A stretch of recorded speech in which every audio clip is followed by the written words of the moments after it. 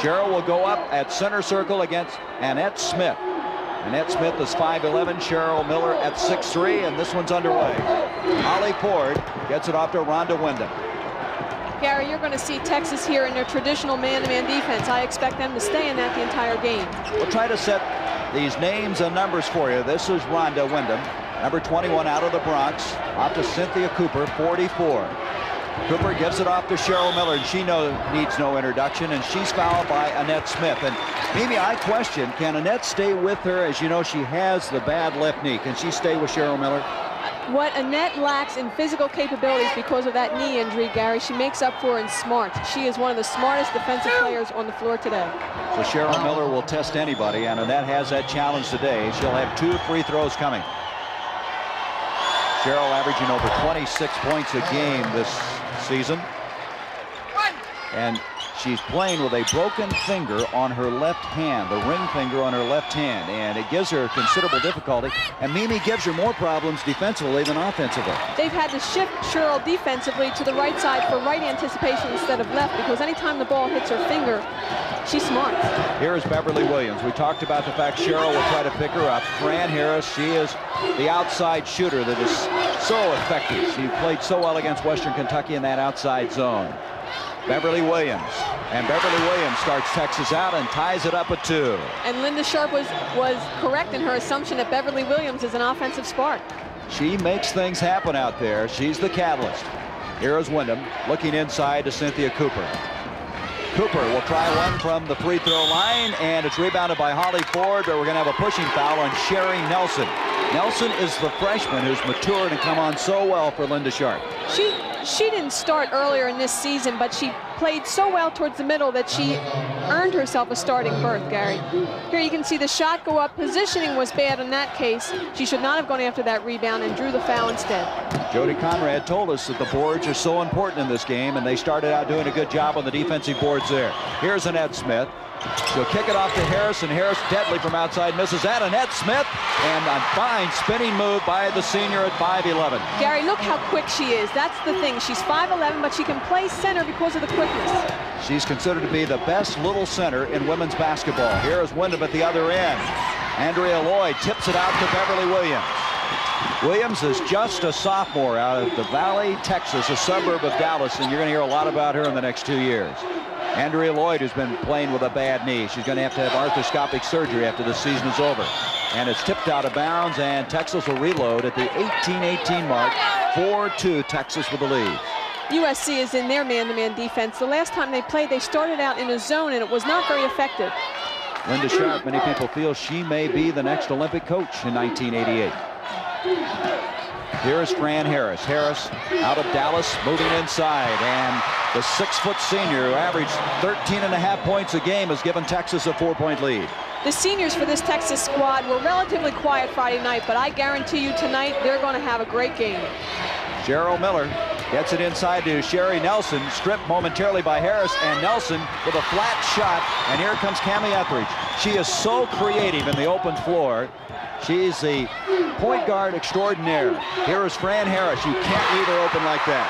And this is what Texas does so well. They put pressure on you offensively as well as defensively. They'll push the ball up every time. Texas has jumped to a 6-point lead. Cynthia Cooper brings it down. I get the feeling USC is really forcing some things. They're not very patient offensively.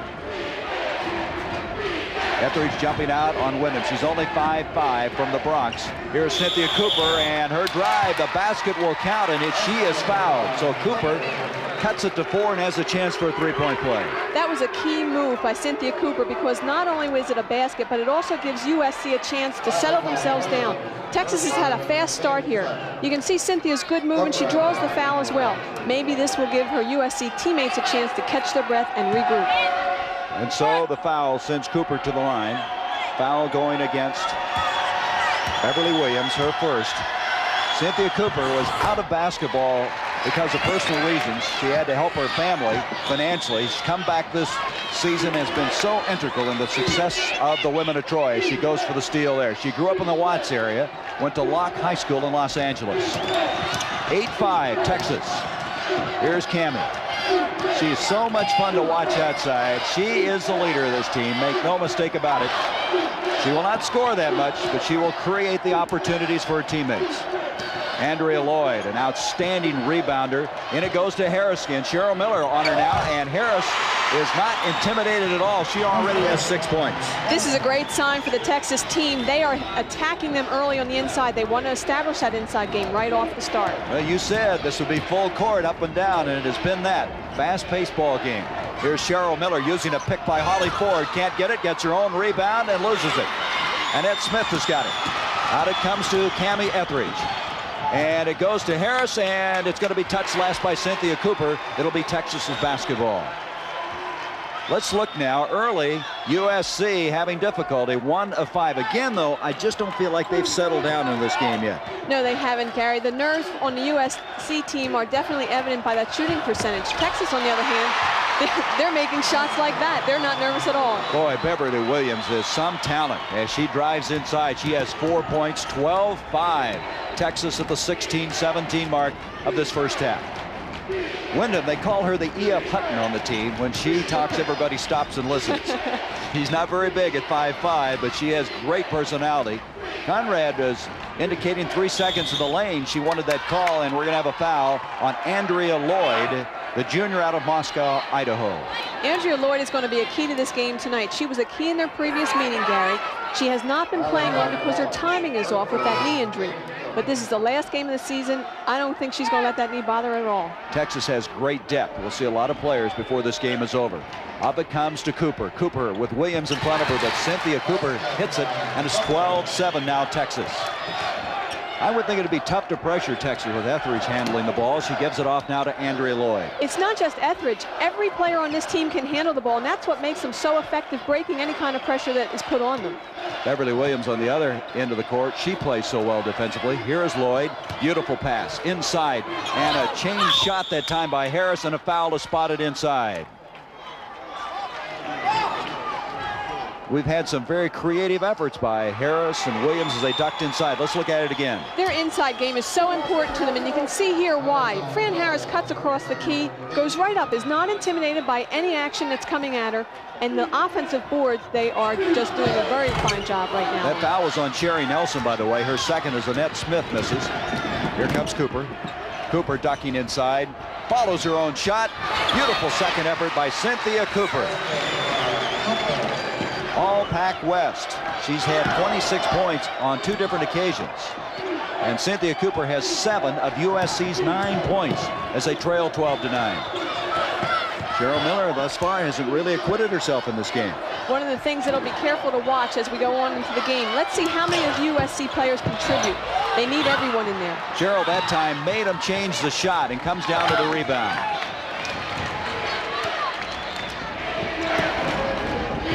There's Cooper again from outside, and we're going to have another foul. Bob Olson, one of the officials, indicating the foul. Linda Sharp's team got off very shaky, but she didn't seem to be all that concerned. Maybe she knows the personality of her team. When you have a transition team, Gary, a spark is all you need to get yourself going, and when that spark occurs, then they can come back from a deficit like they were. And so we're going to have a break in the action. 14:48 to go in this first half. The Longhorns by 3. Texas leading by 3, 12-9, and Mimi and myself joined now by the coach of Old DU, who won it all last year, Marianne Stanley. Marianne, your assessment of the first minutes of the game? I'd say right now Texas looks like a veteran team that's very relaxed. They feel like they're in their groove right now. On the other hand, USC appears to be a little bit tentative. There's a lot of one-on-one action going on out there, and I think they need to settle down and play some team basketball. You know, you might expect the contrast that because Texas has had so much pressure on it being the #1 ranked team. Well, I'll tell you. Now, early in the game, they put Cheryl Miller as best they can on Beverly Williams. Were you surprised by that defensive move? I was surprised by it, and also I noticed that within 3 minutes, they switched Miller and took her away off of Beverly Williams and matched her up inside, and that's critical because they need her rebounding, and she cannot rebound from the perimeter as well. Cynthia Cooper there is whistled down for the foul. That is her first. While we were away a while ago, Annette Smith had committed her second foul for Texas. And so I would imagine a year ago you had some butterflies in your stomach as you're in this championship game. I'll tell you, these two teams are keyed up right now. I think the nervousness is over. They're going to settle down and just play good basketball. Marianne Stanley, the coach of Old Dominion, thank you very much. Thanks, Gary. 14-11 a count here. Mimi Griffin and Gary Bender with Texas leading, and I thought that was exactly what was happening to USC. They looked just a little hairy, didn't they? That was a good thought by Marianne Stanley. The comfort factor here for Texas is key. They were not comfortable in a semifinal game. Unless they are comfortable tonight, they will not beat this USC team. Well, Cooper now has cut it to 1 after that last break in the action. It looks like USC has settled down considerably. Tammy Etheridge will kick it off to Fran Harris. Trying to shake loose inside is Clarissa Davis, who checked in after that last break. Here's Etheridge trying one. Davis, there she is, the freshman. She is something. She is contributing already in this game, and this is exactly what Jody Conrad expects from her, some instant contributions. This is the championship game. Rupp Arena, Lexington, Kentucky. 13:25 to go in the first half. Texas by 3. USC trying to win their 3rd title in 4 years. Texas, their first ever, the top-ranked team in the country. I'm Gary Bender along with Mimi Griffin. Glad to have you with us on this Easter Sunday. Sherry Nelson, the freshman. The basket will count, and she is fouled.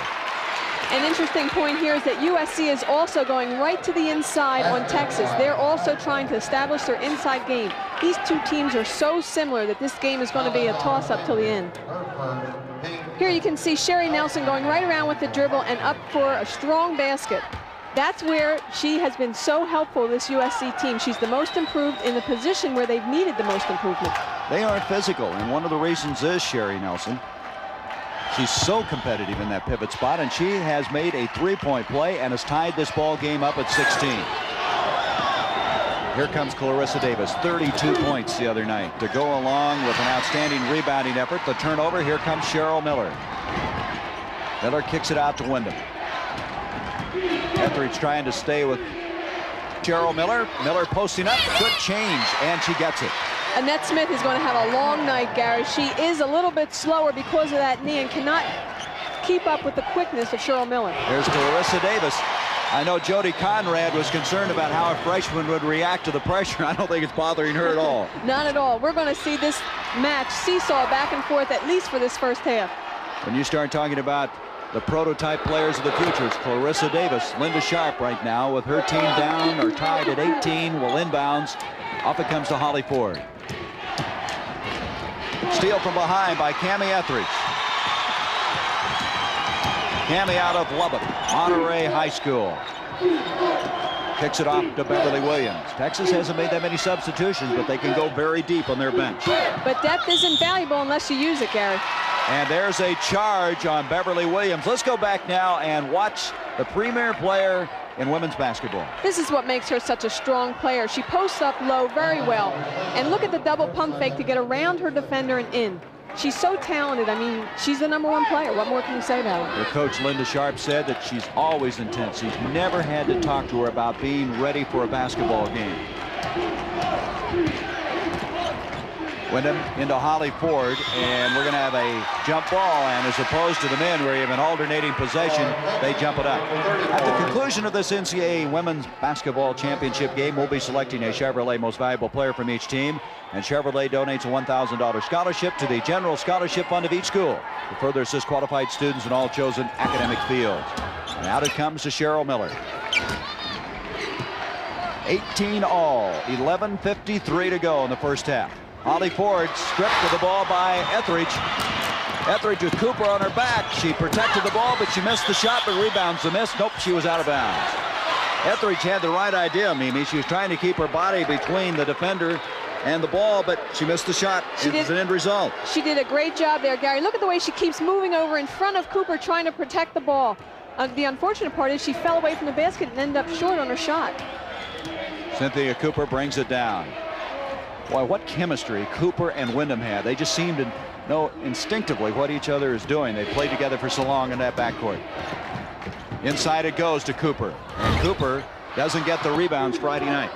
One of the interesting things to watch as this game goes on is to see which of these teams is more effective in their half-court game. That's going to be one of the keys. They both can run well, but who can shoot well from their half-court game? And Clarissa Davis picking up the foul. Let's watch it, see what happened here off the ball. And this will be her second foul and the elbow, and they're going to allow that, I guess, to happen. Now, wait a minute. We have a double foul here. They're going to jump it up at center circle. There's the stats on Clarissa from Friday night and the performance that she put on.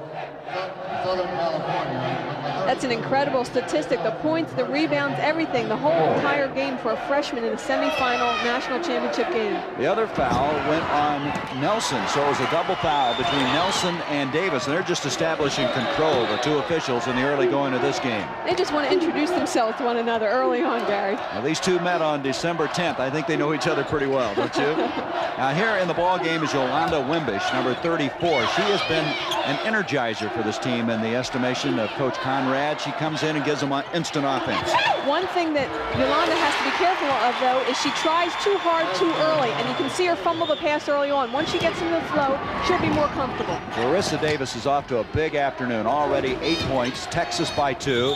Intended for Miller, and Annette Smith coming over the back has committed the foul. That's a key call because Annette Smith had position there. She saw the pass, anticipated it. Annette is going to handle Cheryl all day as long as she's in the game. That bench scoring is all represented by Davis. All 8 points. That looks like a replay of Friday night's game. That foul, by the way, on Smith was his third, so Jody Conrad has to be very concerned as Cheryl Miller will go to the free throw line.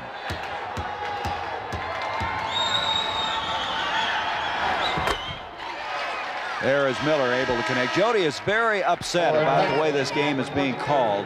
I think it started Friday night. There were a lot of real inconsistency, especially on the charging call.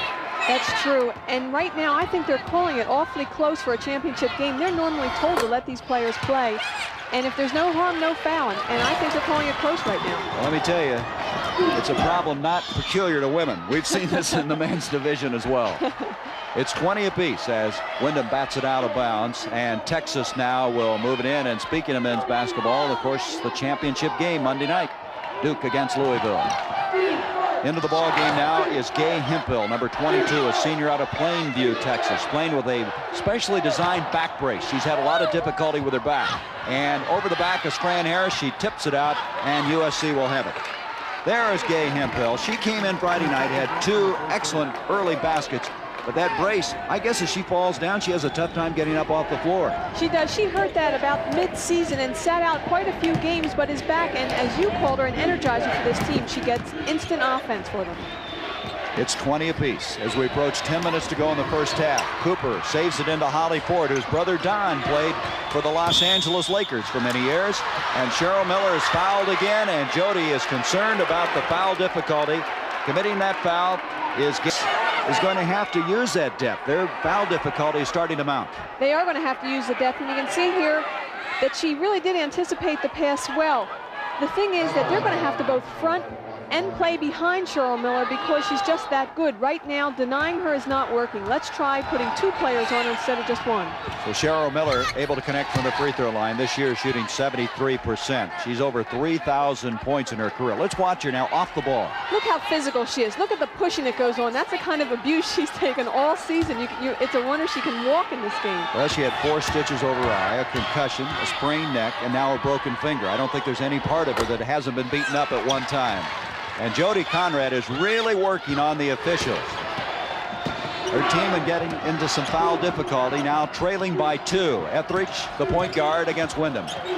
USC is still in that pressure man-to-man defense, which has been very effective for them. Here is Hemphill, and she shuffled her feet. She walked with the ball. That basket will not count.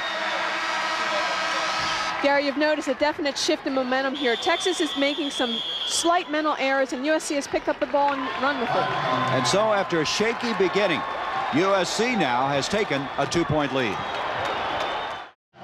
USC with a delegation here, and of course, you think of USC, you think of the pom-poms, you think of the band, and they're all here, and it's a very enthusiastic crowd. Seeing right now a 2-point game with the women of Troy leading. This is not unusual for a team to hang with Texas early on. It's the pressure that Texas puts on you throughout the game that wears you down in the second half. Jerry Nelson was forced away by Davis and took a very difficult shot at best. The break comes down, and a fine running one-hander that time by Wimbish. Yolanda Wimbish, sophomore out of Victoria, Texas. She's the only left-hander in this game, and that was a very pretty shot. 22 apiece, and here's a foul on Hemphill. That'll be her second. Gary, they are really calling this game tight, and I think that's going to have a big effect on Texas. Although they do have the depth and they can keep running players in and out, if they can't establish their game because of the tight fouls, it's not going to help them at all. Here is quite a shooter, Karen Howell. She is a freshman out of Portland, 2 times the Portland Player of the Year in high school, and she has a great future ahead of her, and she's been playing very well in the big games for Linda Sharp. She had 14 points on Friday as Wyndham goes to the line. Out of John F. Kennedy High School in the Bronx, she is the floor general, make no mistake about it, USC's all-time assist leader. And she gets a roll. Gary, she also had what was going to be considered a debilitating knee injury at the sports festival. She fell and tore every ligament in her knee. The doctors told her she wouldn't be able to walk correctly again, much less play basketball. Well, we have a lot of that in this game. Annette Smith, we can develop that story later. USC now missing their first free throw. They were 9 of 10 before that. 23-22, the women of Troy. Texas is getting very sloppy on their passes. They're not moving to meet the pass, and the pass is not on the mark. They've got to clean that up. You saw a moment ago, Texas has committed 10 fouls to USC's 4. Howell trying to stay with the outside part of this game. Fran Harris, rebound, Wimpish, she lost it, and we're going to have a traveling call. I think Coach Linda Sharp of USC is making a smart move right now, staying in that man-to-man, because Texas has seen zones all season, and that's what they're used to playing against in their half-court offense. They're not so used to this man-to-man pressure defense. June Courteau and Bob Olson, the 2 officials in this game. There was a big debate by the television committee as to who should officiate this game, and right now the 2 coaches are not letting them feel that they're very comfortable or doing a very good job. There's a feed inside to Miller, and there is the kind of move you expect from her, but it doesn't go. Hemphill brings it down, stripped away and regained by the Lady Longhorns. Etheridge looking inside. Davis, good catch, and she's fouled. That was a difficult catch at best, as a foul will go on Cooper. Cooper's looking towards the other ref. She thought June Courteau was going to call it on Clarissa Davis. But it's Cooper and her second personal foul, 15 foul now against USC. And so to the line for the first time goes Texas and Clarissa Davis. Clarissa's from San Antonio, John Jay High School. Southwest Conference Newcomer of the Year. In one poll out of Shreveport, Louisiana, they called her the best freshman in the country. That earlier graphic, Gary, was very telling. This is the first time Texas has been to the line. USC has been to the line 10 times. The calls definitely aren't going Texas's way right now. But as you said, Texas probably can hang in there better than USC because of their depth. Davis now with 9 points, 4 rebounds. An interesting statistic also is that 9 of their 23 points, I mean USC's, have been from the line. 23 all at the 8:16 mark of this first half. Tipped up by Wimbish, but Holly Ford comes up with it. There's the matchup, Davis and Miller. And right now, Davis, the 1 point the better. Clarissa Davis and Cheryl Miller, a senior and a freshman. Here's Holly Ford. She's kind of the secret weapon in the estimation of Linda Sharp. She's an excellent perimeter shooter. We've got a technical foul coming up. And it's going to go, I believe, on Jody Conrad. We told you she was working the officials, and she stepped across that line, and all of a sudden she's got the technical. The National Coach of the Year, the winningest female coach in America, and she picks up the tee. Cheryl Miller will shoot the free throw. She is still after June Courteau as Miller hits it. Now, in women's basketball, you only have 1 technical free throw as opposed to 2 in the men's. Jody's getting her money's worth on this technical. Gary, I think Jody Conrad probably did that on purpose. She needs to fire her team up, but she also wants to work these officials and make them start calling it her way later on in the game. Right now, it's going USC's way. They lead by 3. Cheryl Miller trying to take Hemphill into the pick, and she did. Rebound, Clarissa Davis. Is she something? You keep forgetting she's a freshman. She's 6'1", and there's a steal attempt by Cheryl Miller. That's what Miller will do, is she'll play both ends of the floor. Some of your superstars, you got to convince them to play defense, not Cheryl. It comes into Davis. This is for the national title. USC seeking the third in 4 years with a 3-point lead over top-ranked Texas. Hemphill, get it in that low. It's pretty hard to stop her. She has a great turnaround move, just as we saw there.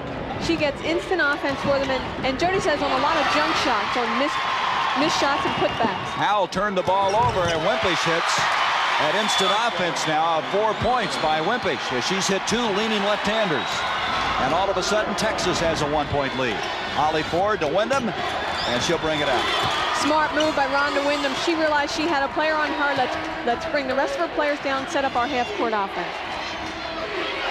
The Trojans of USC winning it in 83-84. And it goes to Sherry Nelson. Good inside move. She spun around Davis very effectively. One thing I was surprised to see there, she normally doesn't go left because her left hand is not that strong, but that was a good move. Nelson with 5 and Davis at the other end. Nelson rips it down. The 2 freshmen going after each other now. You can see Texas getting the better of the bench scoring, obviously, and most of that is Davis. Here's Nelson, and Nelson had it stripped away as Fran Harris reached in. It'll be USC's basketball. That was an example of their great help defense, Texas's great help defense. Fran Harris came from the weak side and slapped that away from Nelson. Substitutions, Andrea Lloyd coming back in. Beverly Williams is checking in. And for the first time, Kara Pretty, a 6'2" senior out of Kirtland, New Mexico, number 44 in the game. And she is very tough defensively. She is their defensive specialist. She's in there to stop Sherry Nelson. She's had a couple good baskets for them. Jody Conrad does not want her getting any more. Tried to skip pass across that defense, and USC fortunately will get it back. There is Pretty, the one you were just talking about. She came in the other night, and she's just a banger inside. She is really tough. Now, this is what we were talking about earlier. She's got to deny. Kara Pretty has to deny Sherry Nelson the ball, and that's what she did there. Out of Kirtland, New Mexico, as now Etheridge will kick it into Andrea Lloyd, and Miller trying to get the charge on Andrea Lloyd. She's taking acting classes, and you can see right there they're paying off. Well, she's from Los Angeles. What do you expect? Nice move that time by Harris. And Fran Harris has 8 points, and Texas has a 1-point lead. The rebounding, Texas with the advantage, and that's something that Jody Conrad talked about as key. She said we've had to improve our rebounding this year, and they have. As an end result, they're 33-0. Whoever is on Miller at this point has one thing in mind. They want to keep her off the offensive board. They're not going to go after rebound themselves. They're going to keep her from getting the rebound. And on her now is Andrea Lloyd, and away from the ball is a foul, and it's going to go on Fran Harris. There is Lloyd. Lloyd with a bad knee and all had to have that knee drained on Tuesday. She has been, in the estimation of Jody Conrad, really the best all-around player. She's so versatile. She can do so much, and now she's trying to wear Cheryl Miller down a little bit. Gary, I think she looks more fluid in this afternoon's game than we saw her Friday night. She just didn't get into the game flow, but this afternoon she is. She went to Moscow, Idaho to school, but her parents now live in Sitka, Alaska. So long way from home. It's a long ways from home. Karen Howell at the line. And Bob Olson spots a foul. A pushing off foul is going to go against Pretty of Texas. And I got to tell you, they are calling them close. And Jody, who got a technical earlier, may get another one if this continues. She's looking for answers. This is a case where depth doesn't help you at all, Gary, because if the referee's going to call it this close, it doesn't matter who's in there. So Pretty committing the personal foul. That's her first personal foul as Miller will go to the line. Well, this USC team, they like to play physical. I think they bring some of that out on you. They seemingly retaliate very well. And when you have intense people like Cheryl Miller on your team, you can't play it any other way as she gets a roll. First woman basketball player ever nominated for the Sullivan Award. Cheryl Miller out of Riverside Poly. Of course, her brother Reggie Miller playing at UCLA. I think quite a family, don't they? I think it would be easier to talk about the awards or recognition she hasn't accomplished than the one she has. It's been something. 30-29. Miller free throw shooting. Here's Lloyd trying to retrieve it, and she doesn't get the roll. Pretty follows. She's got the basket, and she's fouled, and Cheryl Miller has committed the foul. Look at the emotion on Kara Pretty's face. She's not in there as an offensive threat, Gary. She's in there as a defensive threat. If she can spark this team offensively, that's a bonus for Texas and something they need right now. So the second foul on Cheryl Miller as Pretty will go to the line with a chance for a three-point play. You saw in that replay just how physical she is on the offensive boards. And And she gets a three-point play, and Texas gets a two-point advantage. Fast-paced game, baseline to baseline, as expected. The two teams that everybody thought might be here playing in this championship game, they felt it was a dream matchup. Into the game now is Paula Pyers, a sophomore out of Tucson, number 13, coming in and giving him some relief in the backcourt. She is not as experienced as Rhonda Wyndham, and this might be a chance for Texas to really pressure them and cause some turnovers. Etheridge had the steal. Then they say Pyers touched it last, went over the end line, so Texas will have it.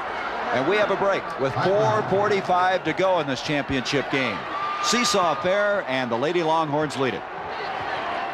So don't forget, Monday night from Reunion Arena, Duke, Louisville. 4:39 to go in this first half. Beverly Williams on a spin move and a beautiful shot, and it's a 4-point lead for Texas. Gary, there's that offensive spark we spoke about at the beginning of the game. Beverly Williams came in right from that timeout without any hesitation, spin dribble move, and right to the basket.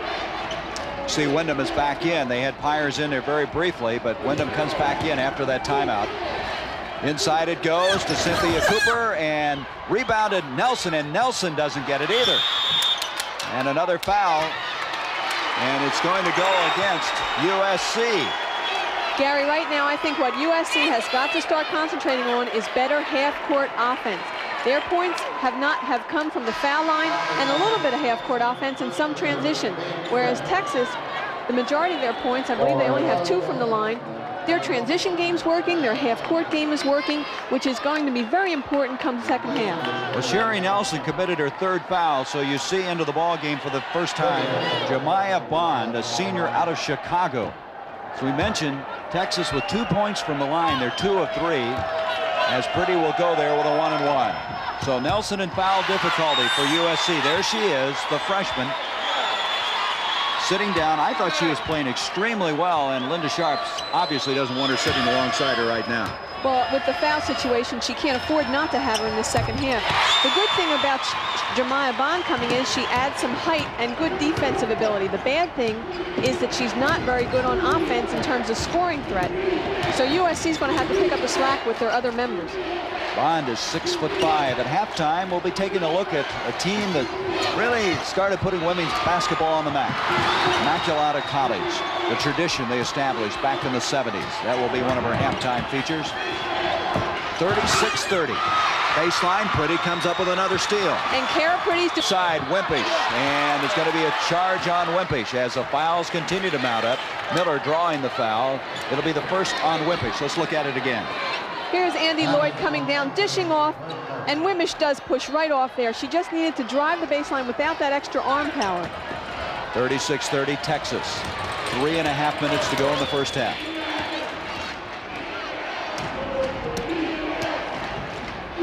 Miller, by the way, is only 1 of 4 from the field. Her scoring has been coming from the free throw line. Wyndham looking inside, and out it comes to Cooper. Good defense by Texas. This is a tough shot at best by Miller. Etheridge up to Andrea Lloyd, and she is moving on the floor better than she did Friday night. But here comes a steal by Miller. 2-on-1 break, and Miller will take it in, and Etheridge made her miss the shot. She was set very well underneath the basket. Great defensive move by Cammie Etheridge. She faked to the weak side player, believing that Cheryl was going to dish off, but then came back and established her position. Still a 6-point lead by the Lady Longhorns. Bond reaching in on Pretty. Etheridge creating things. Pretty, as an end result, has an easy 2. That's Etheridge at her best. This is a tremendous bonus for this Texas team. Kara Pretty scoring, Cammie Etheridge driving the baseline and dumping off. USC got off to a shaky start. Then they were able to take the lead. Now find themselves trailing by 8, the biggest lead of the game. Holly Ford. And Etheridge, smallest player for Texas, comes up with a rebound. Here she goes. Gives it off to Wimpish. And it's going to be off of USC. Let's go back to this play now on the break. Here's the great transition game by USC, but look at Cammie Etheridge. Watch her fake over to Rhonda Wyndham and then establish her position with Cheryl. Made her miss the shot. Didn't get the offensive, but did not get the 2 points either. We're going to have a break now with 2:08 left to go in this first half, as Texas right now is on somewhat of a roll. top-ranked team in the country, leading it by 8.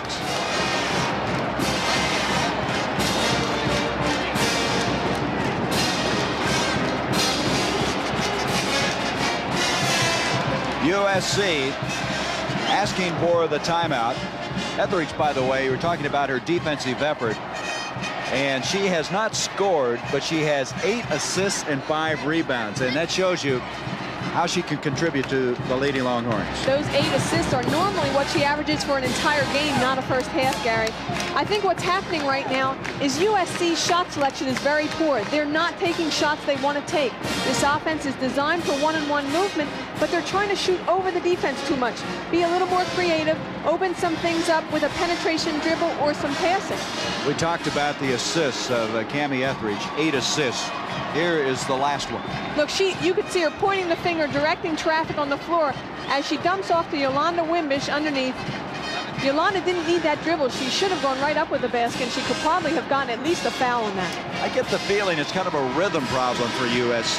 They get behind and they try to hurry it up, and they're not stabilizing like they want to. And this is a veteran ball club. They should be able to do a better job in that. You know what, Gary? This USC team reminds me of the Texas team last year. Their one weak link was their half-court offense. They were so good and relied so heavily on their transition game that their half-court offense suffered. And I think that's what's happening with USC this afternoon. USC, when they have led at half this year, have been 28-1, but right now with 2:08 left until half, they're down by 8.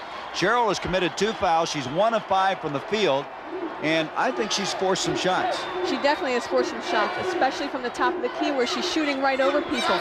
She's too talented to do something like that, and the USC team needs her to be more selective in her shots. Imagine the pressure she must have, though. Her final appearance, wanting desperately to win it after last year not even getting into the Final Four after freshman and sophomore championship season. So she wants to bow out in grand fashion, and sometimes you put some added pressure on yourself. I think what's going to happen at halftime of this game, if she doesn't come alive before then, she'll get a chance to catch her breath and realize just where she is and what she needs to do. And it goes. Wimpish, and she is fouled. Good inside pass that time by Texas. The foul will go on Bond, and that will be her first. A good sign for Texas right now, Gary, is that although they're missing shots inside, Yolanda Wimbish is smiling. They're relaxed. They're all having fun, and they're playing their game. Well, USC came in here, and interestingly enough, Thursday they practiced in floral shorts, and they have a little, what they call rap session. They do some dancing, and you might think they were the relaxed team, but it's not appearing that way on the floor now. Sometimes you try to force relaxation so much with outside props that it doesn't help inside in the head where you need it the most. That's a good point, Mimi. It really is. As at the line now is Wimpish. Wimpish, I should say. With a 39-30 lead, she misses the second free throw. Texas with their biggest advantage as we come to the final 2 minutes of this first half. Here's Miller trying to take Lloyd inside. She's got a screen from Bond and nails it. Now that's the kind of shot that she's good. Off the dribble and into the air. Cheryl cannot shoot standing still. She needs a little bit of motion to make her effective offensively. Here's Andrea Lloyd.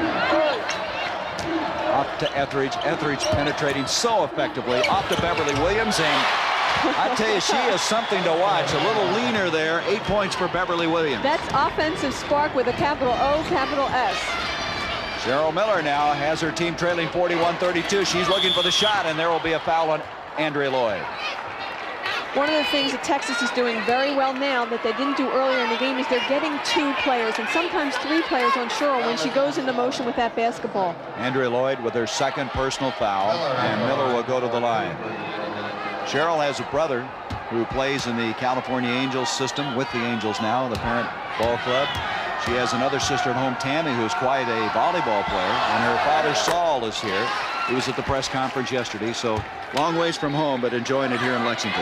That earlier graphic showed us that Cheryl only has 1 rebound. I think that has to be a record for her for one half to have 1 rebound. It shows that Texas is very effective in their game plan of their defensive player who is guarding Cheryl, keeping her off the boards. It's working. I tell you what they're not doing, though. They're not keeping her off the free throw line. No, She's 11 of 11 now from the free throw line. 41-34. So she's hurting them in other ways, but USC still not really putting it together. Here is Pretty, and Pretty is fouled, and it's going to go on Bond, and that'll be her second. Gary, one thing I've noticed here, things have definitely changed since Jody Conrad got that technical foul. Is that a smart move or what? This is really turning into Texas's favor here because there have not been such quick whistles. And it's a good point. You've got to work the officials. The best coaches in the business do it, and she's done it. 2-on-1, Miller pulling up. And rebounded by Pretty. And again, Pretty has been the big surprise in this first half for Texas. 41-34. Lloyd on the move. And as she ducks in, the basket will go, and we're going to have a blocking foul. Look at that move. Annette, or not Annette, rather, Andy Lloyd is into this game. She is loose, relaxed. She's running the transition game much better than she did Friday night. Look at this move inside, scoop shot, and the roll. Now, Jody Conrad is up and on the officials. I don't think they knew the basket went in. Yeah, there they're doing. They're counting it now. The foul's on Holly Ford, the blocking foul. And Jody got their attention from clear at the other end of the floor. She wanted the 2 points and a chance for a three-point play. So Lloyd at the line. USC, by the way, scored 1 field goal in the last 5.5 minutes. It's the foul line that's keeping them in the game at all. 44-34, 10-point lead for the Lady Longhorns. Karen Howell brings it up. Miller ducking in. Pretty cuts her off at the baseline. Tough shot, and a foul will go on Pretty as she comes across on Cheryl. But again, Cheryl is not getting any easy shots. That foul is going to go instead against Andrea Lloyd, and that will be her second as Miller goes to the line. I think the rule of verticality should have come into play there. It seemed to me that Andy Lloyd had her position and Cheryl leaned in, which Cheryl does so well. In most instances, she's able to get the basket as well as the foul shot because of the way she leans. Lloyd will leave with 3 fouls as Hemphill comes back into the ball. Oh, check that. C.J. Jones is checked into the game. Sophomore out of Las Vegas. Some of that depth that Coach Conrad has. 39 seconds left in this first half. As Miller now 12 of 12 from the line. There's Lloyd. She's got a much nicer expression on her face this afternoon than she did Friday night. That's the first miss by the girl they call CM. 44-35. You see the time left in the first half. And inside, another foul. Holly Ford reaching around, and that will be her second foul. That was an example of great offensive positioning by a young player. She pinned her defender on her back and had the whole key to operating. At halftime, we'll be looking at some of the outstanding players in women's basketball. Feature on Immaculata College. Very interesting story. I think many people may have forgotten the outstanding school located on the suburbs or the outskirts of Philadelphia. Anyone who's interested in women's basketball, Gary, will not ever forget Immaculata College. Let's go back to this last foul by Holly Ford. Look at the way C.J. pins Holly Ford on her back, and she's got all that room inside the key to operate. An easy shot, and draws the foul as well. C.J. Jones gets 1 of 2 from the line, and Ford comes down with the rebound. 45-35. USC would like to get inside that 10-point deficit before this first half ends. Wyndham taking Etheridge inside. Beautiful play, but she can't get the shot to drop. We're going to have a held ball, and this is going to be a mismatch. Wyndham at 5'5", and Kara Pretty, on the other hand, is listed at 6'2". I can't say enough about Kara Pretty. She has really turned this first half around for Texas when they needed it. She came in with some key rebounds, some key defensive maneuvers, and some key baskets. USC's made some good moves inside, but the ball just not going. And Rhonda Wyndham's last shot, very indicative of that. And she did a pretty good job on this jump, but Beverly Williams comes up with it. 7 seconds. Pretty trying to come up, and we have another jump ball, this time with 2 seconds. And so the former parade All-American from Kirtland, New Mexico will go up against the best Cheryl Miller. 10-point lead for the Lady Longhorns. Howell with a desperation, partially blocked. And we have come to the close of this first half in this title game. The score at halftime, the Lady Longhorns 45, the Women of Troy 35. USC led by Miller, and we mentioned most of that coming from the free throw line. That first half, USC shot only 36%. On the other hand, 65.5% from the field for Texas. That's because most of USC's shots have been perimeter shots and not good shot selection in the first half for them. Let's see if they turn that around here in the second half early. Cynthia Cooper had a struggling first half. She was 4 of 10 from the field. They need her to get back in offensively. There she is with the ball. Nelson is in after picking up those 3 fouls in the first half. She's the pivot, number 32, and she has the ball now. And that was a very good run play, very well run play. And Ford then on the rebound comes out and hits it. But that's what you need to start second half, is call a play, run it well, and USC did. That is a good sign, because not only did they run the play correctly, but they got the ball inside, which is where they're going to have to score from more. And there is the outside part of that Texas attack. Fran Harris hitting from outside, back to a 10-point lead. For the national championship, USC and Texas. Texas 33-0, USC 31-4, ranked 3rd at the end of the season. Texas top ranked from the beginning of the season. Into Cheryl Miller, and it's going to be a foul on Cheryl. And that is her 3rd foul. She doesn't like that call at all. One of the adjustments I expect to see USC doing in this second half is getting the ball into Cheryl inside more. This is an example of that. But her body control, Andy Lloyd had great positioning and drew the offensive foul. She's pleading her case at the other end. Well, they have her inside, though. That's what you thought they should be doing, is move her inside instead of outside. Well, that's how they were so effective in the first half, both scoring-wise and rebounding. Cheryl had 1 rebound in the first half. That's not right. That's not good for this USC team. USC now playing the zone. Neither one of these teams really are known for their zones. They like to play that man-to-man pressure, but a change here by the women of Troy. There's the foul difficulty now. Miller with 3. Nelson had 3 in the first half. Lloyd and Smith. But again, Texas, even though they picked up many more fouls in that first half, you figure they can spread them out and might not get in as much difficulty. Well, with Texas's depth, the foul situation really doesn't affect them as much as it will at USC. Fran Harris has hit 2 in a row in the second half. 49-37, biggest lead of the game for Texas. Texas still has their full court man-to-man pressure on.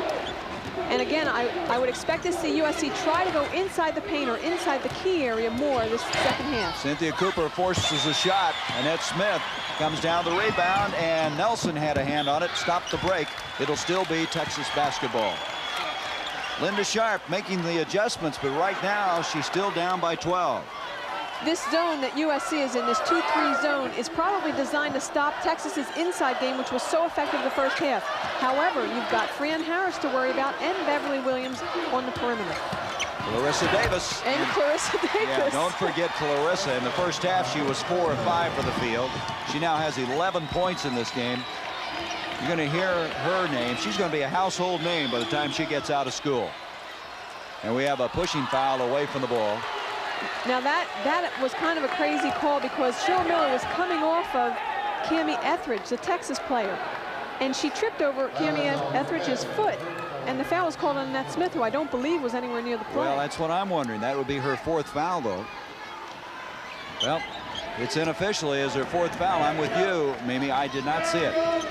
Here is Wyndham now, who has not had an offensive display thus far.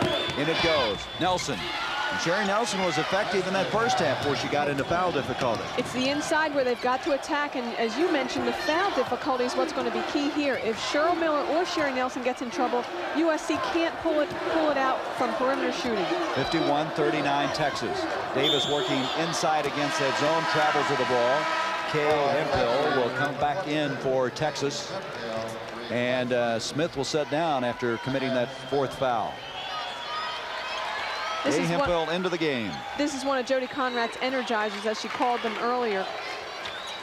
Kay Hemphill for Texas, number 22. Cynthia Cooper with some pressure from Beverly Williams. Beverly Williams did not play well in the first half of the game Friday, and so Jody Conrad just benched her for about the first 10 minutes of the second half. You know, it wasn't that she wasn't playing well, it's that she wasn't rebounding well, and Jody is spoiled, she said, by her offensive rebounding. If she doesn't live up to that, Beverly sits down. Miller really frustrated. She had an easy shot inside. It didn't go. They do have the basketball, and that kind of epitomizes the struggle for the women of Troy. Cooper inside, and another miss. And we're going to have a foul on Beverly Williams. USC has had shot after shot inside, Mimi. Easy shots that just don't drop for them. I think the problem, Gary, again, their half-court offense is not working well. We see a lot of individual play, a lot of one-on-one moves, but no real teamwork here. They've got to start using their teamwork to open up some opportunities for them. That was the third foul on Beverly Williams. 16:55 to go. Holly Ford, she's an excellent shooter, and another foul. Boy, we have a bunch of fouls here in this game as Pretty coming back in. That is Hemphill's third foul. And I tell you what, Jody may have to send for some more Lady Longhorns back there in Austin to finish this game. She might also have to look for another technical in the second half to straighten the refs out like she did the first half. She did that. She exactly did that. As Mimi referred to the first half, she worked the officials and started to change their calls. There's another miss inside. USC has had a good percentage shots, but they can't get them in. 51-39. Here's Cammie, intended baseline. Davis. Pretty is there, and Pretty is a story in this game. That's being in the right place at the right time. That pass was not to Kara Pretty, but heads-up play on her part resulted in 2 points. Cooper with some good ball handling. Gets it out to Rhonda Wyndham. Wyndham has really been non-existent offensively. They need some offense from her. She was 1 of 3 from the field in the first half. Now she's trying to crank it up, and that'll help. She is fouled as the basket will count. These fouls are just piling up. That's going to be on Etheridge. It's only her first. USC really needs someone to spark them, and here's a shot by Rhonda Wyndham that just might do that. She gets the shot, the 2 points, and the foul shot as well. So Etheridge, the only one really that hadn't been in the foul column for this Texas team, committing her first. And Wyndham at the line. She gets a 3-point play. 53-42 Texas. Little trapping pressure now from USC. Fran Harris brings it across.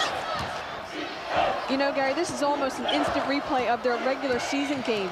USC was down by 10 at half, went down by almost 16 in the second half, and then hung on to that deficit and lost by 16. Etheridge will pop one from outside. Rebounded, Davis. And we're going to have a foul, and it's going to be on Miller, and that is 4 on Cheryl Miller, and the superstar may have to come out of the ball game with 15:55 left. Cheryl Miller is not happy about this call. Look at the pass, or rather the shot inside. Look at the positioning by the Texas players. Good rebounding positioning. Where in the world did they get a foul out of that? Where's the verticality come in on that? I'll tell you what, though, that's almost a payback call because that's exactly what Cheryl did in the first half, and she got the foul called as well. Well, you don't want to have your superstar sitting on the bench if you're USC, or for that matter, if you're interested in women's basketball. You want to see her play, but now with 4 fouls, she's out with over 15, almost 16 minutes to go in this game. There she is, and she is obviously very upset. Gary, don't count this USC team out, though. They have played in 4 regular season games this year without Cheryl because of injuries and have won all 4 of them. They weren't playing Texas, though, Mimi. Okay, I'll give you that point. Coming down to the rebound is Cooper. Wyndham. And she just overpassed the ball. She had a shot. Instead, tried to get a little greedy. Went inside, and Pretty came up with a steal. Here's Beverly Williams at the other end. And we're going to have another foul on, this time, Fran Harris. That will be the second on Harris.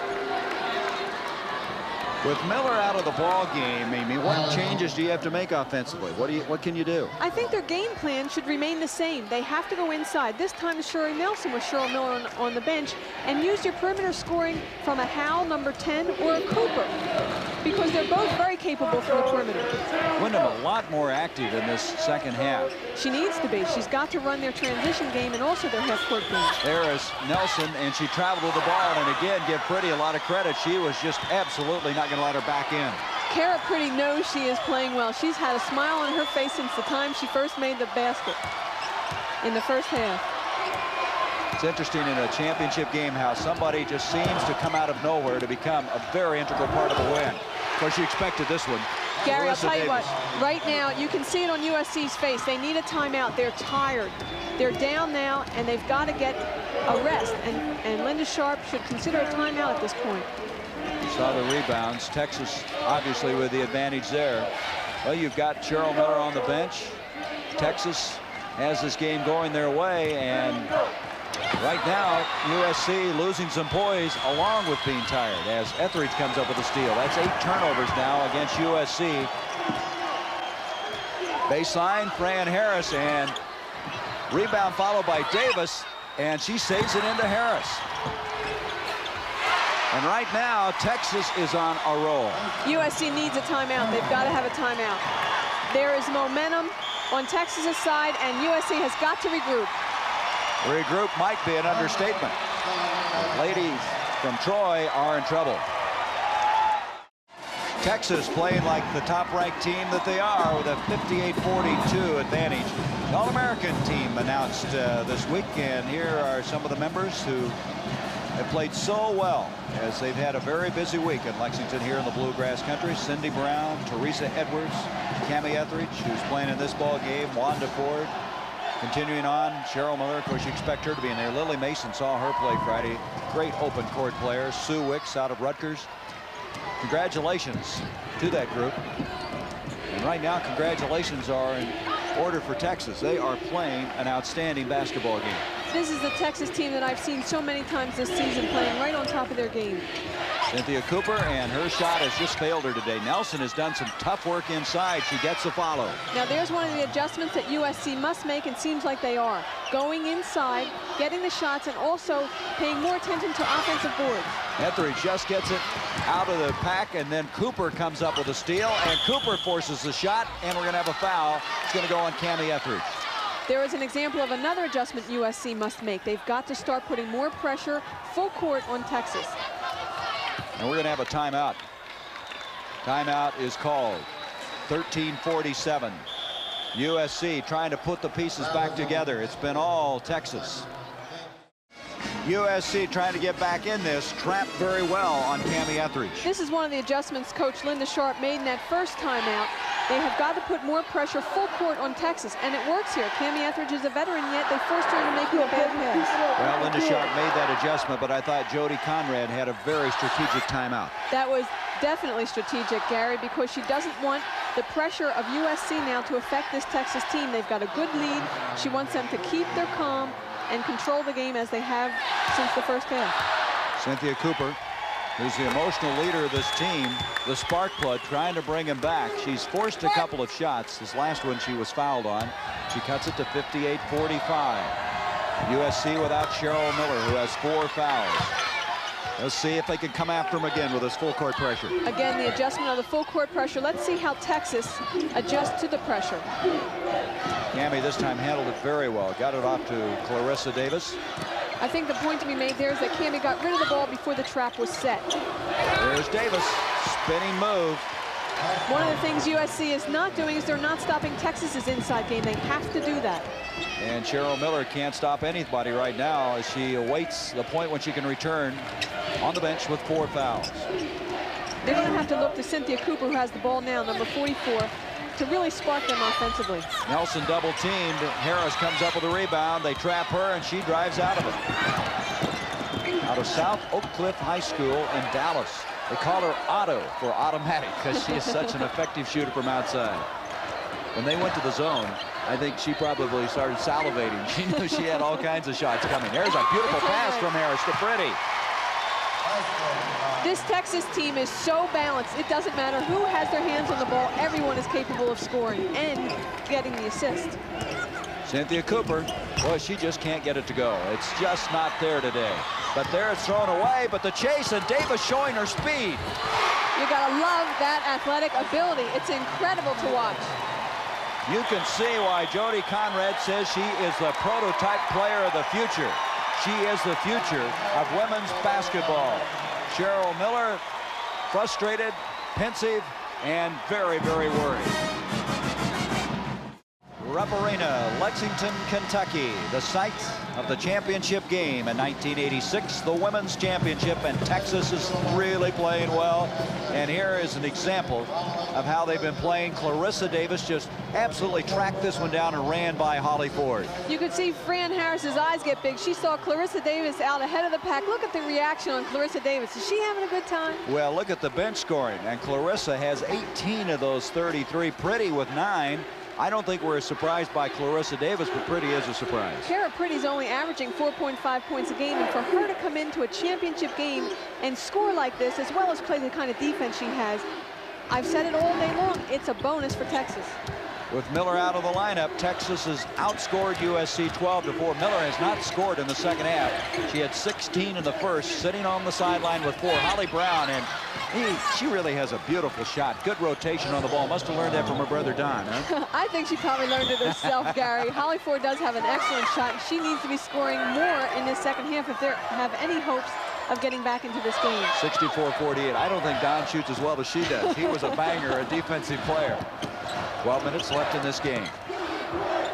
Here's Pretty. She's got the hot hand, and she's trying to go for 10 and 11 there, and Nelson saved it. Nope, she did not. I think she stepped out.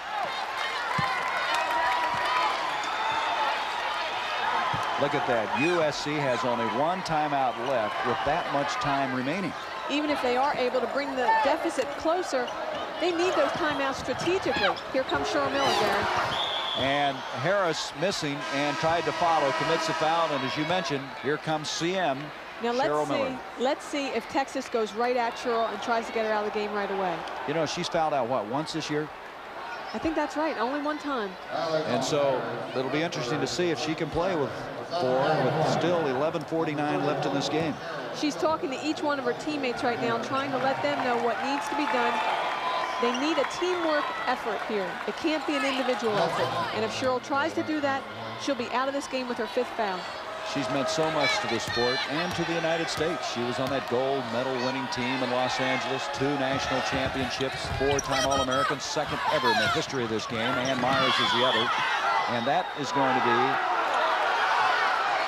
whose basketball is it? Now, wait a minute. Bob Olson's going to confer with his partner out there, and they're going to award the ball to USC. A little discussion going on there.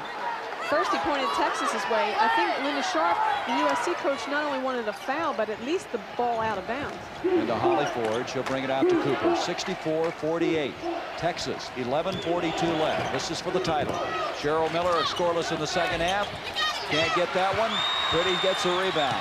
Looks like Cheryl might try to do it all herself, at least offensively down there. Let's see how poised she is on defense. That's going to be key. Boy, it must be frustrating for her to have such a great career and to have such a difficult afternoon. Here's Beverly Williams. She just moved it in beautifully. Very smart move, and she had an easy jump shot. It seems like they're playing some kind of junk defense, like a diamond and 1, with the 1 on Fran Harris to prevent her from scoring outside. Sure didn't bother Williams, did it? No, it certainly Here is didn't. Nelson, and Pretty made it a tough shot at best, but Nelson now with 11 points. Sherry's played a strong game. Here comes Williams. Williams has just great feet. Look at that pass to Pretty. Williams does some things out there. In fact, Conrad is saying she doesn't know how good she is sometimes. She is so good, and this transition game, Gary, is so good. There's Cooper on the move. USC, though, cannot trade baskets. They've got to start making some inroads on this deficit. They trail 68-52, 10.5 to go. Gary, USC is tired. They can't put the pressure on full court the way they need to be able to cut this deficit. They're getting the ball inside beautifully. Miller comes out with a rebound. Here she comes. She'll pull it out. Up it goes to Holly Ford, and Ford gets it. Now, here is the beginnings, maybe, of a comeback. USC able to convert 2 baskets in a hurry, and here comes Williams to the other end. Etheridge into Davis. Spinning move on Nelson. Nelson, good defense on the play. Miller with the rebound.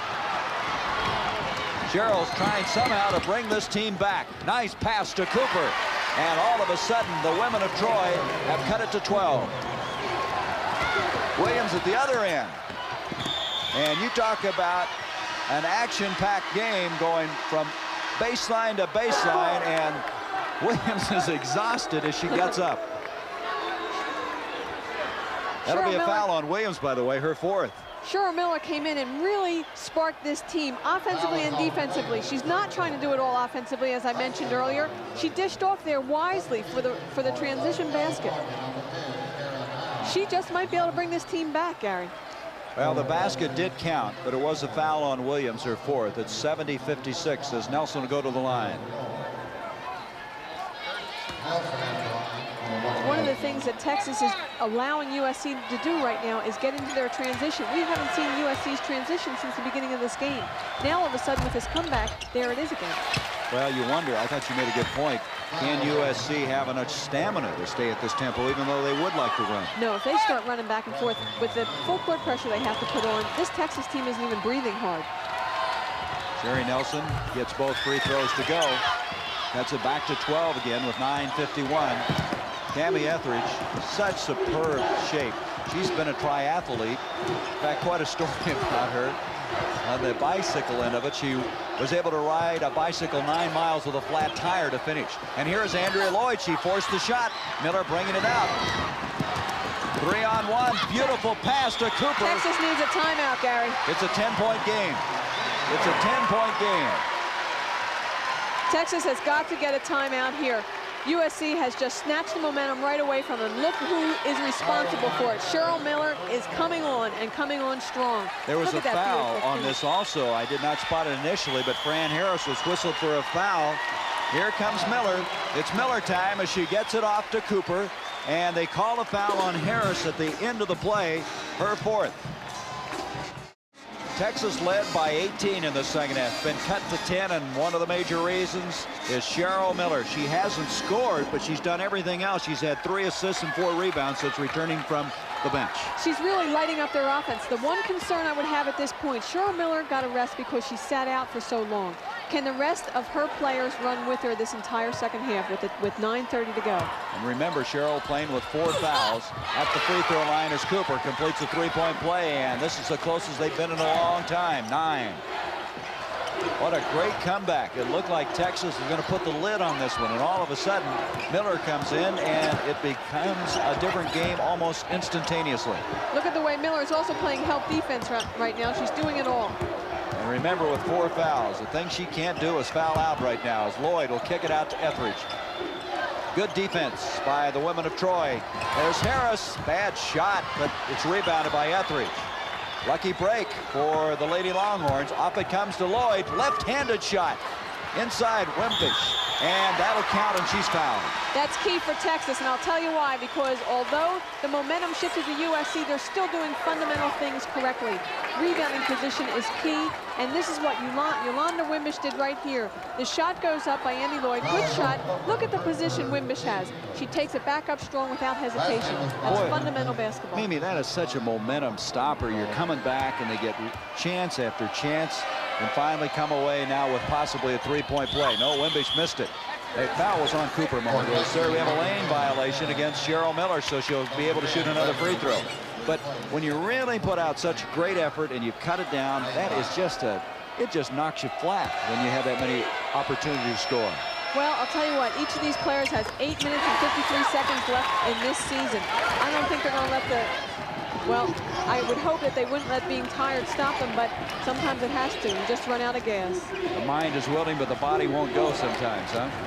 73-61. Here's Cheryl trying to create something. Very tough shot. Doesn't go for it. Andrea Lloyd kicks it down. Etheridge is by herself. Now, that is not the kind of shot Cheryl Miller wants to take. That's what we saw her doing earlier. She doesn't want to force a shot like that. Continue to do what she did when she first came back into the game. Pass off, create offensive opportunities. Miller has not scored in the second half. She had 16 in the first half. Here is Nelson, and she walked to the ball. Kara Pretty, you can't say enough about Kara Pretty. She is having a game of her life. If she's a senior, it's the last game of her career. What a nice way to end. The enforcer, and she certainly has enforced her defensive play. Lloyd at the 8:05 mark to Pretty. And a foul will go on Karen Howell. Howell coming around from behind, committing her first. Karen Howell out of Portland, we mentioned, the deadly perimeter shooter who has had some outstanding games, and they're going to need her outside shooting if they're going to come back in this one. I think the reason she has been relatively quiet tonight is this Texas pressure defense does not allow an outside shot without at least 2 hands, maybe 4 hands in your face. Well, that's an appropriate graphic over an appropriate picture. The bench and what it's done. That's something. But that's exactly what's happened all year long, though. We shouldn't be surprised. It's their depth, and everyone contributes. They've got 4 or 5 players in double figures for the year. You know, the interesting thing was Jody said, I wasn't convinced we could establish the depth until about the middle of December. She became comfortable with the fact that she could go that deep. Well, one of the things Jody hasn't been comfortable with herself is substituting so much. She's never done that in her 10-year career at Texas. Andrea Lloyd, 5 points. Lloyd hasn't scored that much, but certainly has played a very impressive game with that bad knee and all. And Jody was talking about the fact that she hasn't been able to practice a lot because of the knee. It's hurt her conditioning and her quickness, but she's looked awfully good today. Jody called Andy Lloyd the best player that hasn't been named All-American. That's right. And Wimbish is fouled by Miller, and that's all for Cheryl. That's it. That's her career is over, and what a disappointing way for it to end.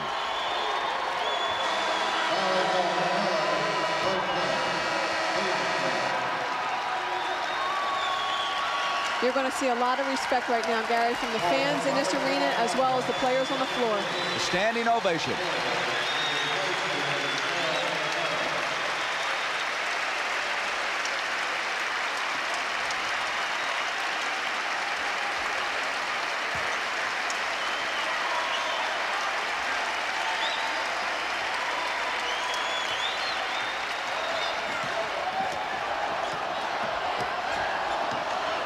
So with 7:23, a Millerless team somehow going to have to try to pull this one out. 77-61. Lloyd underhand shovel and another foul.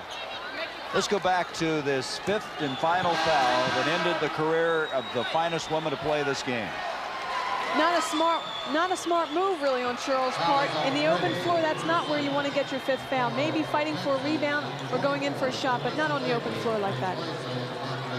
But she's diving for the ball just as she's done the entire 4 years at USC. She never gives up. The intensity is there every second she's in the game. Well, there's a lot of talk about her future, what she wants to do as a model. She's been in the radio television business, working at USC for a degree there, and obviously very, very disappointed. She really almost brought this team back, doing things that you said she needed to. Then again, she fell right back into what she was doing wrong in that first half and fouled out. That's right. The one outside shot that she forced, and then it just took her completely out of what she started to do for this team. A little over 7 minutes to go. And Texas is trying to cap off an undefeated season. Cynthia Cooper has played a much stronger second half. Tough shot, able to get it to go. Now, Texas can't let down. This is an important point to make right now. This is not over for Texas. They've got to continue to play the way they've played for the first half and the beginning of this second half. 20 points for Cooper. Boy, this is a physically demanding game. Here's Etheridge on the move. And they're going to track down a foul. Looks like Sherry Nelson, and that would be 4 on Nelson. Etheridge getting up very slowly. She is shaken up. We mentioned Cammie and her triathlon experience and riding on that flat tire, and she talked about the fact that, you know, there's been an awful lot of pressure this year, that sometimes it hasn't been as enjoyable being #1 all year long and people expecting so much. Look at the kind of day she's had today. Look at the rebounds. She's a point guard, Gary. She's got 6 rebounds and 9 assists, which is well above her average for an entire game. Mimi, I think it speaks well to be an All-American and only average 5 points a game. That shows you what she contributes in other areas. Well, you know, Cammie was a scorer in high school, and she had to completely change her role when she came to Texas. They asked her to run the show, not necessarily scoring offensively, but just directing everyone else. She gets a roll.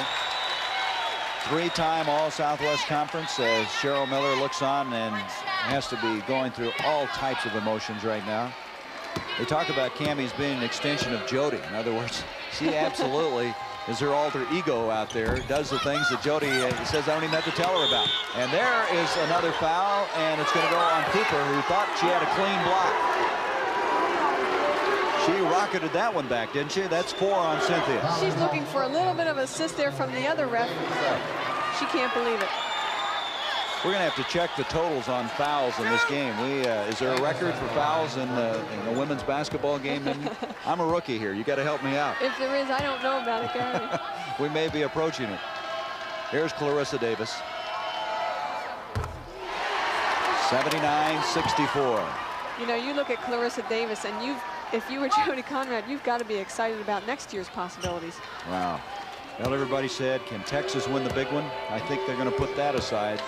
They were ranked #1 the last 3 years, but not able to get to the Final Four the last 2. And there were people saying, hey, they do well in the regular season. What happens in tournament play? Well, they're putting that behind them right now.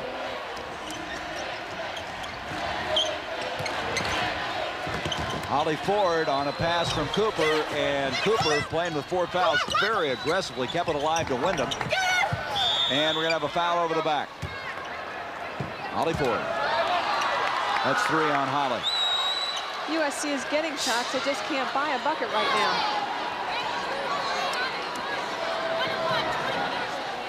And so we'll go to the other end with 6:16 left. This game has changed so much, Mimi. We've talked about Clarissa being the prototype, the future of this game. One of the things she does, for instance, she's not just coming down the rebound, she's taking them right up to score.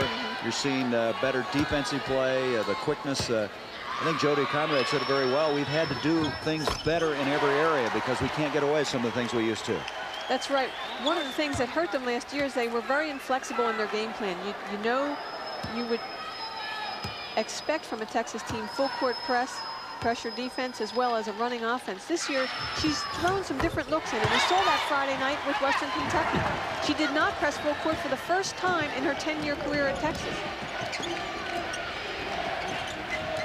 82-64 as Cooper will try one from outside, just doesn't go. Here comes Cammie. She may do a little creating here. Yes, sir. Off it goes. Beautiful pass to Wimbish. You kind of expected Katie to do something different there, but Cammie, I should say, because she's always got that behind-the-back pass in the back of her mind. Remember the one she had earlier this year? You could almost hear this crowd just taking a breath, waiting to see what Cammie would come up with. And there is Rhonda Wyndham at the other end connecting. 84-66. There's the time remaining in the ball game.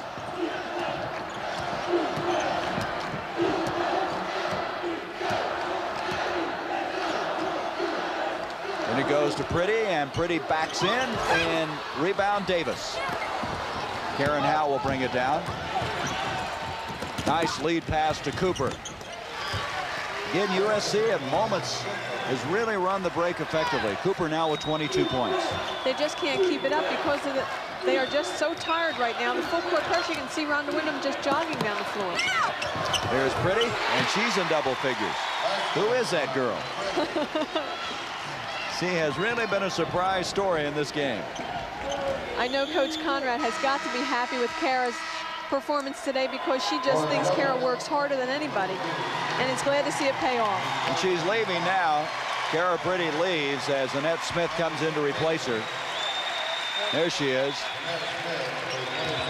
What a way for her to end her career with 15 points in this game and outstanding defensive effort inside. She has really been tough. With all the work that this Texas team puts in and day out for the past 4 years, it's a tremendous way to end the year. Pays off for all that hard work. Howell on a behind. Passing, rebounding, and because of that, they're here in the final game today. But it must be frustrating to win it as a freshman and sophomore, and then not even get to the Final Four as a junior, and then get to the final game and not be able to win it. Wyndham on the break. Don't forget, immediately following this, final round coverage of the TPC. 4:19 left in it. Are you surprised? No, we talked earlier, Gary. I think I predicted this. You did, and the interesting thing to me is that everybody thought that Texas was coming in here as the team with all the pressure, that they play tight, but it wasn't that way today. It's entirely opposite. The pressure was at the regional level. They had never made it past regionals before, Gary, and when they had that very tight game against Ole Miss and won that, it really took a lot of the pressure off. Although I do think they played tight in the semifinal game Friday night. Today there isn't a sign of that tightness. Well, they're going to hook them horns, and of course people back in Austin are going to be very proud of this Lady Longhorn team. See Cammie even smiling as she fires the ball up the floor. 91-76. That's a lot of points. You know, this year Texas won by a margin of over 27 a game. I mean, they have dominated. They've had absolutely statistically every advantage, it seems. Gary, the interesting point about that, the domination and the differential in score, is they've also played the toughest schedule in the nation. That's an incredible tribute to this team. Well, you know, the first game that they played this year, a very similar score is starting to occur here. You know, it was 94-78, and it's 73-76 right now, almost similar scores. I think many people thought that playing down in Austin would have made the difference, but it doesn't seem to make any difference to this Texas team. I knew the seniors on this team weren't going to let this pass by. This team has been developed over what's occurred the past 3 years. First with the injuries 2 years ago, last year the loss to Western Kentucky, and now all the pressure that they've had to endure this season. Cooper scores. Williams has committed a foul. And she is fouled out of the ball game as Beverly Williams, just a sophomore. You'll see her returning. Her career is not over. Her season is. But it's 93-78 with 2:37 left in this game. And the ladies from the Lone Star State have had things their way. 93-78 with 2:37 left in this title game from Lexington, Kentucky in Rupp Arena, and the state flag of Texas waving very proudly in the background, as well it should. The committee, the women's basketball committee, is a real joy to work with, and they have been diligently working this week. As you see, some of the members, John Kasser, who is the athletic director at Cal State Long Beach, he was quite a basketball player at one time. People who we have enjoyed very much working with, and I can't tell you how hard they've worked. They were up one morning until 2 o'clock trying to decide what they wanted to do as far as decisions were concerned. You're also looking at Byrne, Gardner, Susie Pembroke, Jones. And there's Nora Lynn Finch, who is the chair in the red blouse. And I'll tell you what, she runs a very tight ship. She has this group whipped into order, I'll tell you. They call her Mother Superior because of her discipline. You said that, not me. But I just want to thank that committee. It's been a real pleasure working with them. Started with a pairing show back in Kansas City, and now we're down to the last 2.5 minutes of this season. 93-79. Tammy Etheridge hasn't scored a lot, but she's done everything else. Texas in no hurry, obviously. You know, the shot clock hasn't even been a factor today, has it? No, not with two transition teams. It usually doesn't come into effect. Winding it down now to 9. Davis will kick it back out. As coming into the ball game for the first time is Audrey Smith, Annette's sister. And here we go to the other end. Kaylin Wright. Kaylin Wright, a sophomore out of Fresno, with 2 minutes left now in the game. Don't forget now, we're a little bit late in joining them, but we'll get there as soon as this one's over. We'll be going to the Tournament Players Championship. See if Larry Mize can hang on to that lead. A sensational round yesterday.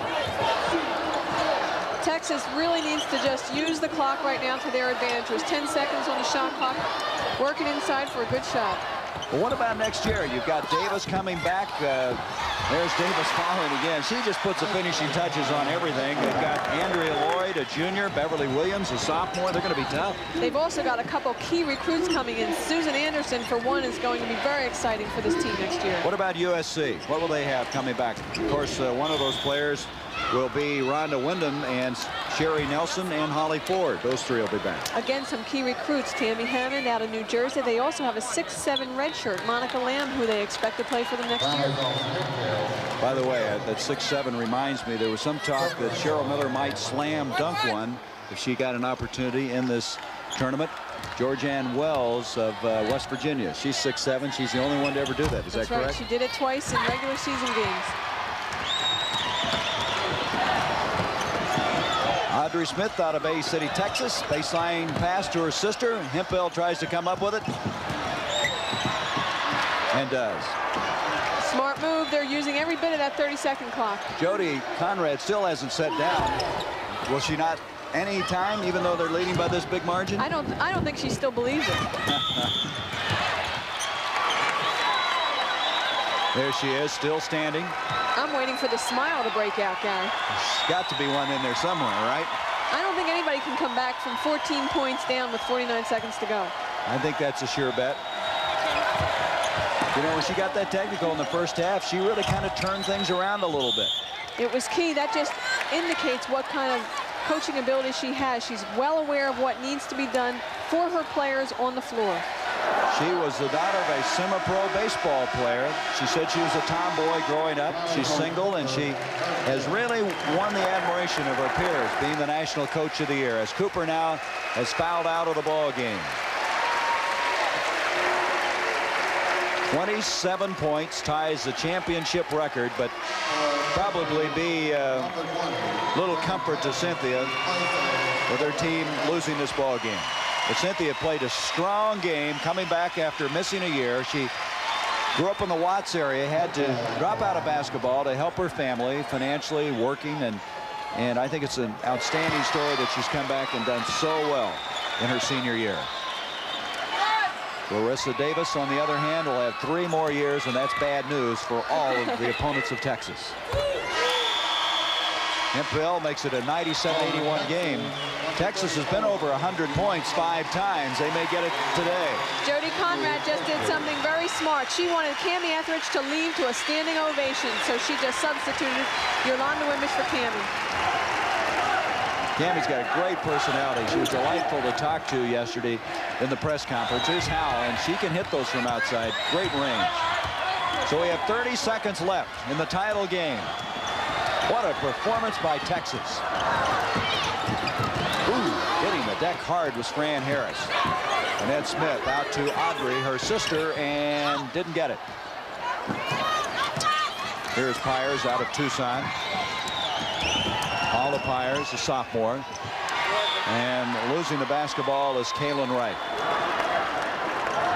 You know, I don't think Jody smiled yet over there. I've been watching Mimi, and she's still very intent. Now she's going down there, and some congratulations. She's down hugging Cammie. I think the emotion you're going to see from this team after this game will be more than worth 1,000 words. And here it is. Texas has won their first national championship.